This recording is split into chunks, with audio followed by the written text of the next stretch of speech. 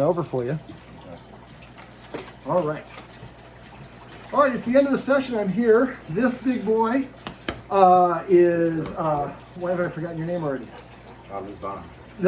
Dro. And over here we have Moet, or Mo, and this is their roadmap to success. Now you see he's a puppy, he's a goofy, he's from her, and so the Guardian here breeds. And one of the things I recommended is checking out Puppy Culture. Puppy Culture is a woman who's a dog behaviorist who also breeds dogs. And so she basically, I should ask, do you want to be on this or not? Because you're in the shot. Okay. So basically she breeds dogs, but there's a whole bunch of things that you can do that will help a puppy have a better immune system, a stronger heart, the ability to separate fear from stress. Most people don't realize all dogs are born without the capacity for fear. They start learning fear at about 3 weeks. And it maximizes at 14 weeks. So there's a lot of little tips and tricks in there. I would highly recommend getting those. It makes having a puppy easier, and also can give your puppy a lot of health benefits. Now, we went over, as I often do, as I started talking about exercise. He is a puppy, and so he's 9 months old, so he definitely needs more exercise than she does. So we went over different creative forms of exercise. Fetch is a wonderful one because the dogs can get the exercise without us having to exercise ourselves. Yes. We'll talk about marker words here in a second. And we also talked, so what I would do is I would go outside and I would fetch with each of them separately. Now there was, I had treats out and she grumbled a little bit when he came over to get one of the treats. So sometimes higher value items and toys and stuff like that. She does like to take his toys. And I mentioned to the Guardian, it's important that we're always interceding because dogs are judging us based on everything we do. And anything that they do, they're practicing. So if we let them play too rough, that's what they're practicing doing. If we let her take away the bone from him or whatever it is, he's younger, so he's going to be subordinate to her until he gets to a certain point. At that point, he's going to be like, I'm going to try to keep this bone. And we don't want to have that happen. We want him to see that the humans are interceding. Now, right here, so right there, so they're starting to play, and there's nothing wrong with that play, but the intensity level started to go up. I like to say dogs have 10 levels of energy. 0 is asleep, 10 is as crazy as you've seen them. So if every time the dog passes level 4.5 energy, they get a timeout like the Guardian's doing off camera. He took them both off camera, he's asking them to sit, he's giving them treats. He asks them to give them down, giving them treats. So we're helping them focus on something else. We interrupted the play before it got too spirited, and that's usually when they get the energy level 7, 8, 9, 10. That's when the play can sometimes turn into fights and things like that. And so by interrupting and then giving those dogs the ability to practice those interruptions is crucial. Most of us never help our dogs practice things. We just try to practice it in the moment, which is the worst way to learn anything. So what we'd rather do is when they're playing, every once in a while give them that kissing sound and have them come over, have them sit, and give them a treat. And it's easy if you do it when they're level 2 or level 3 energy. But if they ever get to level 4 or 5, make sure you give them that timeout. The more timeouts you give them now earlier, especially for the puppy, the less you'll have to give them later. We also talked about on walks, you burn more energy on a walk by sniffing than from walking. A lot of us we're so worried about getting back home, we stop the dog from sniffing or doing other things. And that can cause them to be a little frustrated on the walk, not enjoy it as much. So for us, I usually say pick a time. I have 20 minutes to walk my dog. I'm going to walk, and I walk them out separately, which they're big, so you have to. Walk this direction for 10 minutes. After 10 minutes, my timer goes off. I cross the street, and I walk back for the next 10 minutes. And I let the dog sniff as much as it's safe to do so. So I might only make it 3 houses. I don't really care. I'm not trying to complete a circuit. I'm just letting the dog sniff to burn energy, be relaxed, comfortable. And as a human, it's relaxing for me. So I'd like, the Guardian walks them every day, but dog exercise is best every 2 to 4 hours. These guys, large breed dogs like this, are probably going to sleep about 16, 17 hours a day. When they're sleeping, they're recharging their batteries, they need a little exercise. And then they sleep and they recharge their batteries and then they get a little exercise. So it's back and forth. Playing outside is one of the primary ways that they exercise with each other, which is fine, but it shouldn't be the sole one. So we also talked about scent games, and you can Google scent game, S-C-E-N-T. Just go to Google scent games. If it talks about good, if it talks about cadavers, don't worry about that. That's normal. You don't have to have dead animals to play scent games. But it's just really hiding 5 treats in your house, and she's got to use her nose to go and find them. And that's a great way for her to burn some excess energy. A dog's nose controls 60% of their brain, and it's very stimulating for them when they're using their brain to find things. It also boosts their self-esteem and confidence. Also, the Guardian had a T-shaped harness on Mo, and yes, And so basically when if you have a T-shaped harness, it created a little bit of an irritation here. So you usually want to get an X or a Y-shaped harness. Otherwise the dogs can kind of get into, sometimes it messes with their gait and you can get irritation like you did for Joe. Let me see. I'd recommend the Guardian go to Amazon and get 2 Snuffle Mats. Now the one that I showed you the video of is a gray. It's gray. It's about $35 on Amazon, and you want to feed the dogs their food out of there. The dogs here are fed twice a day. When they're fed, I would like them fed separately. I would like Mo to be fed first and Dro to be fed second. When Mo is eating, Dro is not to be within 7 feet of her. When he's eating, she's not allowed to be within 7 feet of him. This way the dogs see the human acting like the guardian and the gatekeeper and keeping them safe while they eat their food. And that's a nice way for us to demonstrate some leadership to them without being dominant. We don't practice any of that crap. But it's a nice way for the dogs to see us through our actions, providing them with a safe environment that helps them look at us more like a leader and be more respectful to us and listen to us a little bit better and things along those lines. Now we talked a little bit about marking. So when we're training a dog, before the dog knows a cue or what a lot of people call as a command word, we often use marker words. So if the dog walks up to me, let's say Dro walks up to me, I would say good when he got to where I was, then I would pet him. If I was trying to get him to sit, I would use my treat to lure his head up, and as soon as he put his butt on the ground, I would say good, and then pop the treat in his mouth. So good is the marker word that I'm using here, and I'll go ahead and use one right now for him. Good, and then I pop the treat in his mouth. So the marker is to indicate to the dog, you did the thing that I wanted, and I'm going to give you a treat pretty quickly. It's because they don't understand what the cue word is so when they stumble across or we lure them into the action, we reward them for doing that. And after we've done it enough times, then we can kind of lure them. Hey, Joe. And I could say sit, and then I would put the treat in. But you don't want to say the command word or the cue until you're 90% or better certainty that the dog is going to do the action. If that's not the case, then we're just going to use the cue or the command word. So if the dog licks me, I might say yes or good and then pet the dog. So, licking, good, right there. Sat down, I said good, and I started petting the dog. So after a while, the dog will start doing that particular action. And when you can predict the dog's going to do the action, then you would say sit, the dog sits, then we give them the reward. And that's really the transition we want to get to. When we start using the cue or the command word, we no longer say good, because it just muddies the water. We would say sit, the dog sits, and then we give them the pet or the reward. When you're petting a dog, try to pet in this oval area, bottom of the chin, shoulders, or the front of the chest. Try to avoid reaching over the dogs. A lot of dogs don't like being reached over their head. Okay, we also talked about, what else did we talk about? We talked about petting with a purpose. Petting with a purpose is petting your dog for a reason. So if the dog comes up and nudges me and invades my space and I pet the dog, good attention and bad attention for dogs pretty much the same thing. So if I petted him when he did this, this is teaching him invading David's personal space is a great way to get my attention. I don't care that he does that, but he's an intimidating breed of dog to some people, and they don't realize that he is a sweetheart. And so they might be intimidated and think that he's doing something wrong where he's not. So what I would do is, if he comes up and he wants attention and he just comes up, and these guys have a tendency to kind of lean on you, sit. So I say sit, he has 2 seconds to sit. He did not sit. I did there, but it's a little bit late. So I tell the dog what to do, provided they know the cue. So he knows how to sit. So I say sit, and he didn't sit. If I pet him when he sits, he's like, I sit whenever I want to. So I say sit. If the dog sits within 2 seconds, then I reach down and pet him in this oval area anywhere that I want.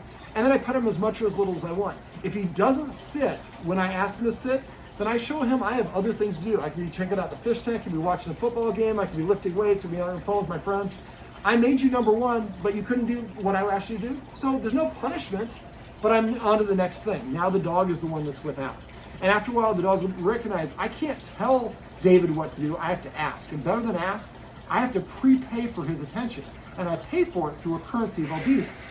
And what will happen is he'll start coming and sitting in front of you to prepay for the attention. And when he does that, you bet your butt, you better pet him. The Guardian here is mostly alone, but if you have partners, I would recommend they use the watchword of paycheck. So if I'm petting one of the dogs who's standing and somebody says paycheck, I would stop petting, even if I did it right.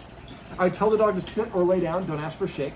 And then if they did sit or lay down, then I would pet them and I would tell the person, actually I asked the dog to sit, you just missed it.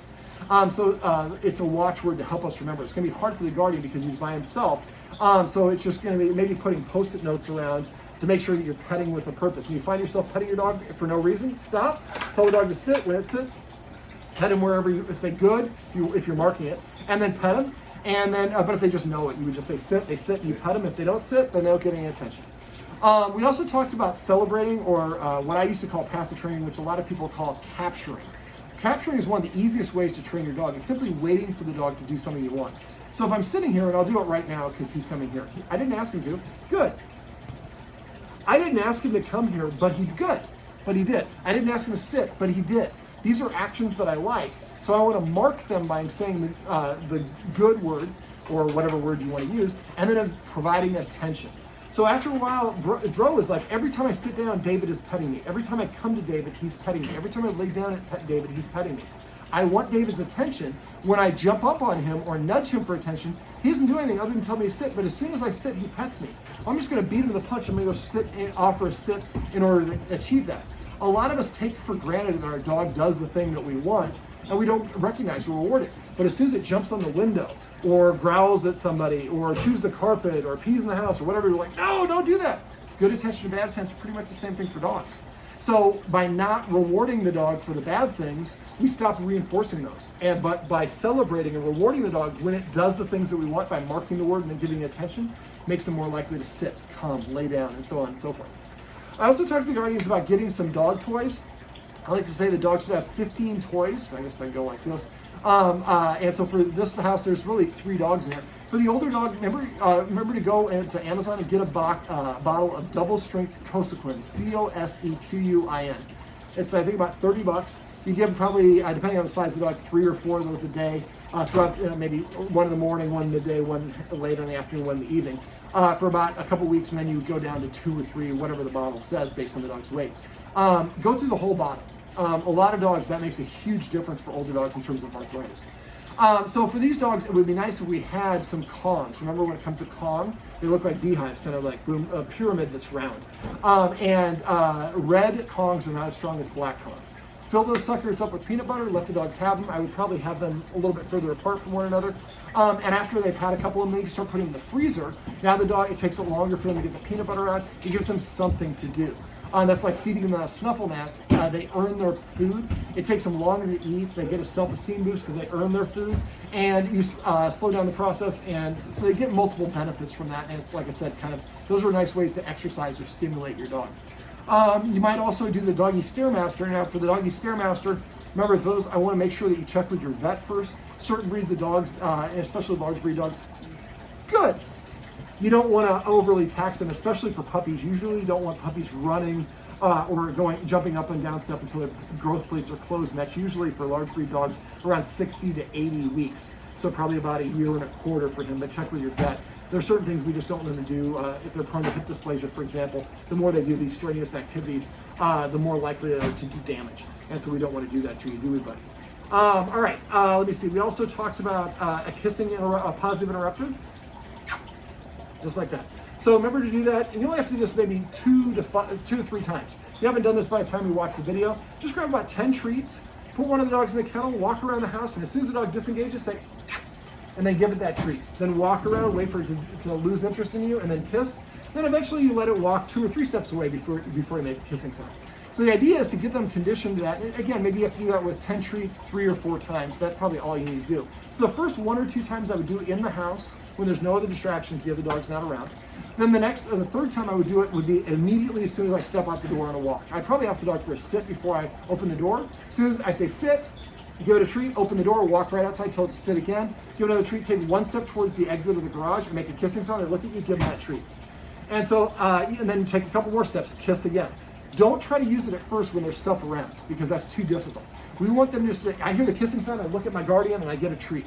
And eventually then if the dog's on a walk and it sees a squirrel or a dog at the end, like for Mo, she has a tendency to get very focused on things.